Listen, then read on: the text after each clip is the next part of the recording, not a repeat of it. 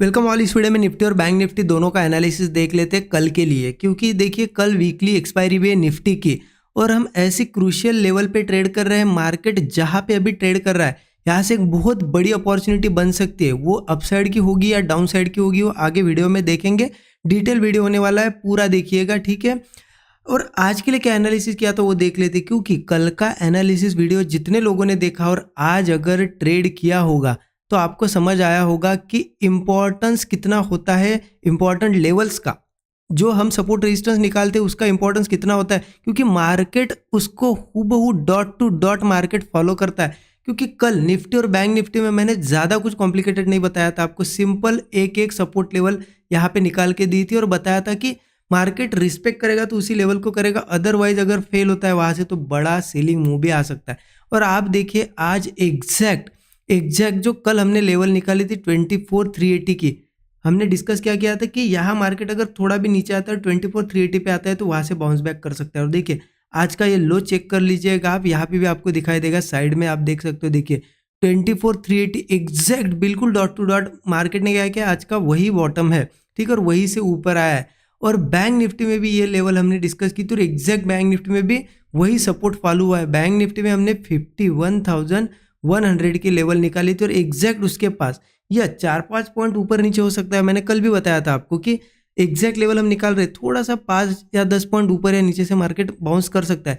फिर भी आप देखो कि एग्जैक्ट उसके पास से मार्केट ने बाउंस लिया है 51,100 के पास से, ठीक है, 5-6 पॉइंट का फर्क होगा यहाँ पे सिर्फ।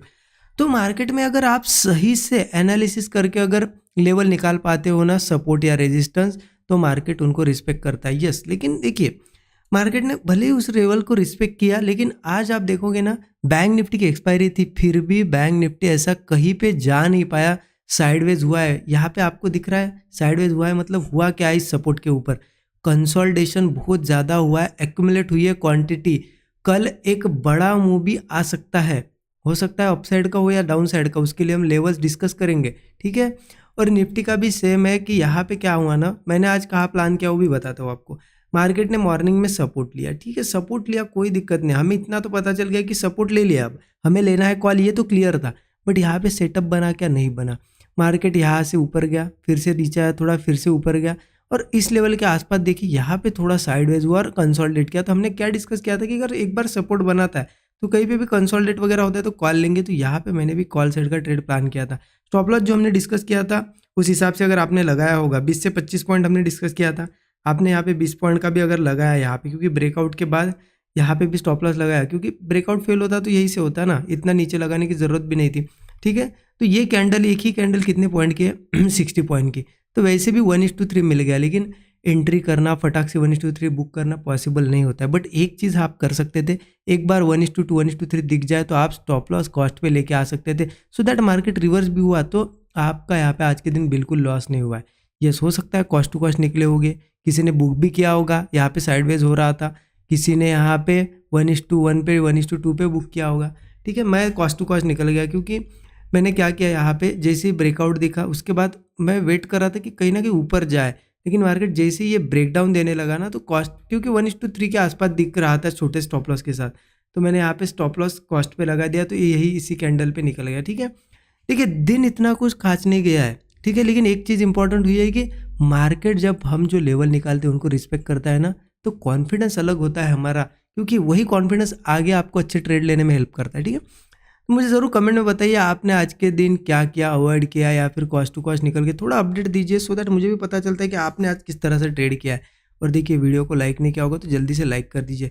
अब चलिए देखते हैं कि कल कैसे ट्रेड प्लान करना है। उसके लिए मैं आपको सिंपल 15 मिनट चार्ट पे ले जाता हूँ। 15 मिनट का चार्ट यहाँ पे ओपन कर दिया है। अब एक चीज़ समझे, निफ्टी में कल एक्सपायरी भी है, ठीक है। इतना तो क्लियर है कि 24,380 का हमारा जो सपोर्ट था आज मार्केट ने टेस्ट कर लिया है, ठीक है। अब कल की ओपनिंग 24,380 जो है ना सपोर्ट लेवल है, कल की ओपनिंग अगर 24,380 के पास होती है ना तो बहुत बढ़िया रहेगा हमारे लिए।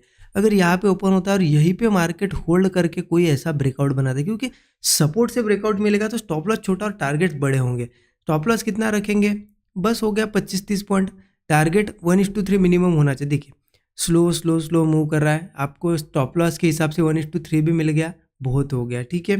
बट अगर मार्केट क्योंकि सपोर्ट बहुत स्ट्रांग है, ये ब्रेक करेगा तो बहुत नीचे भी जा सकता है। इसलिए यहाँ से अगर मूव आएगा ना, बड़ी बड़ी कैंडल बनेगी, तो आप ट्रेल करते करते जो जो स्विंग बनेंगे उनके पीछे नीचे स्टॉप लॉस लेके जाओ और बड़ा मूव भी रन कर सकते हो, 100 पॉइंट 200 पॉइंट, ठीक है। आपके हिसाब से आप टारगेट रखना, ठीक है। मैं कोई टारगेट नहीं बता रहा हूँ, क्योंकि ये बाउंस बैक बहुत बड़ा भी हो सकता है, छोटा भी हो सकता है। इसलिए कल का मूव और कैंडल्स देख के आप टारगेट डिसाइड करना, ठीक है। अब देखिए ऐसे में क्या होता है ना, गैप अप होता है तो क्या करना है। देखिए गैप अप भी होता है ना, तो एक चीज़ है, मार्केट हो सकता है एक बार सपोर्ट को टेस्ट करना है, या फिर हो सकता है यहीं से चला जाए, क्योंकि सपोर्ट ऑलरेडी ले लिया है। दोनों चीज़ें पॉसिबल है। तो यहाँ हम देखेंगे, थोड़ा ऑब्जर्व करेंगे क्या करेंगे। मार्केट में जो हाई बनता है, ठीक है, उसके बाद मार्केट थोड़ा नीचे आके अगर होल्ड कर रहा है और ब्रेकआउट ना बनाते हुए ब्रेकडाउन बना रहा है, तो पुट ट्राई करेंगे। इस सपोर्ट तक का एक पुट साइड का ट्रेड प्लान करेंगे, फिर सपोर्ट से क्या करता है देखेंगे, फिर अगेन कॉल ले सकते हैं, ठीक है।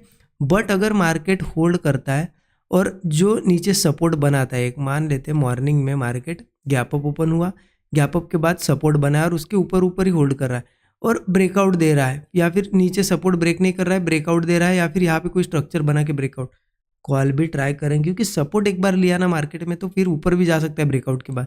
स्टॉप लॉस वही सेम, टारगेट भी 1:3 के आसपास आप इजीली रख सकते हो। हाँ, अगर एक बार 380 के नीचे चला गया, मान लेते हैं, कैसे केस में जा सकता है, दो ही केस।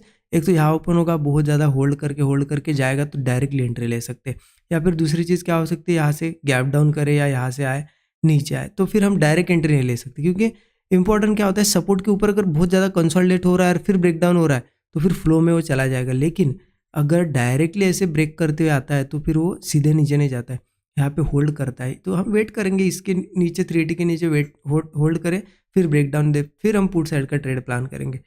देखिए 24,380 के बाद एक 24,300 का एक सपोर्ट है, अगर ये भी 300 ब्रेक होता है ना, तो फिर बहुत बड़ा सपोर्ट, मतलब बहुत दूर तक सपोर्ट नहीं है मार्केट में, सीधा सीधा फिर 23,800 पे सपोर्ट मिलेगा। तो इसलिए ध्यान रखना, ये सपोर्ट्स लेवल है। तो यहाँ पे कल मेक और ब्रेक, मतलब डिसीजन लेना है मार्केट को कल, तो और एक्सपायरी का भी दिन है, तो हमें अच्छे ट्रेड्स मिल सकते हैं। तो यही लेवल से आप ये मार्क करके रख लेना, ठीक है। चलिए बैंक निफ्टी का देख लेते हैं। देखिए बैंक निफ्टी भी बहुत अच्छे लेवल पे है, क्योंकि हमने देखा वीकली चार्ट पे जो ये ट्रेंड लाइन आ रही है, एक साल से मार्केट उसको जो फॉलो कर रहा है, अभी भी ब्रेक नहीं हुआ है।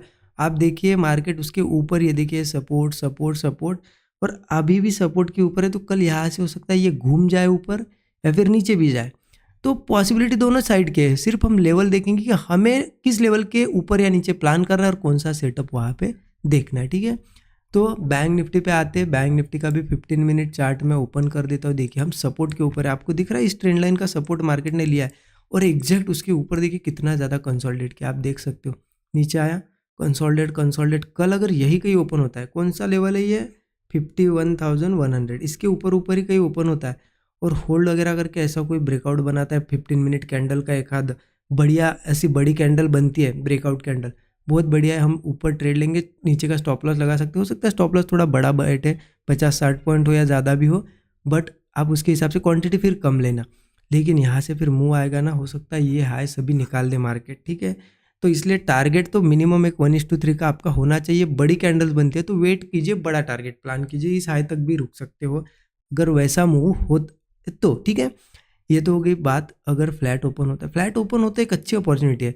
गैप अप होता है तो क्या होगा ना, गैप अप होता है तो हो सकता है एक बार नीचे आए या फिर यहीं से चला जाए। तो इसलिए निफ्टी जैसा ही करेंगे, गैप अप के बाद अगर हाई बनेगा और होल्ड करके नीचे ब्रेक करेगा तो एक पुट ट्राई करेंगे कम क्वांटिटी में।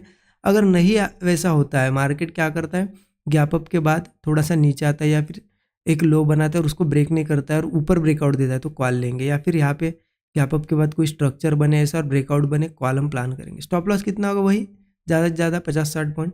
टारगेट आपको पता है, बड़े टारगेट्स मिल सकते हैं क्योंकि हम सपोर्ट के ऊपर है। सपोर्ट का अगर रिएक्शन दिखाई देना तो बहुत ऊपर भी जा सकता है, और वैसे ही सपोर्ट अगर नीचे ब्रेक हुआ तो समझ लीजिए मार्केट बहुत ज़्यादा सेलिंग प्रेशर में आएगा, क्योंकि अभी यहाँ पे बहुत होल्ड किया कल यही ओपन होकर कंसोलिडेट वगैरह करके 51,100 अगर नीचे ब्रेक करता है तो समझ लेना बड़ा मुंह नीचे का आएगा, या फिर गैप डाउन वगैरह करता है किसी केस में और 51,100 के नीचे ही सस्टेन करता है तो फिर मार्केट में ब्रेकडाउन पे हम पुट प्लान कर सकते हैं। क्योंकि ये इंपॉर्टेंट सपोर्ट अगर मार्केट में बाउंस बैक दे सकता है तो अगर वो सपोर्ट ब्रेक हो तो नीचे भी उतना ही जा सकता है मार्केट, ठीक है।